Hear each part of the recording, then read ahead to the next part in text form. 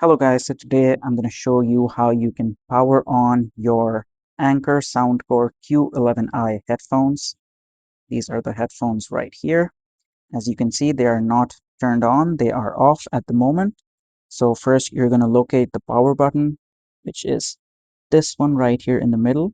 Not this one, this is volume up and this is volume down. This one right here is the power button. So in order to turn it on, what you're going to do is that you're not going to press it once. You're actually going to have to hold it down. All right, so we're going to do that now. Keep holding it until you see the light over here.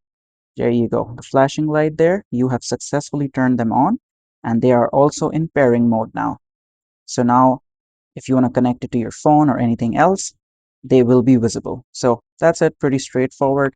And yeah, that will be all.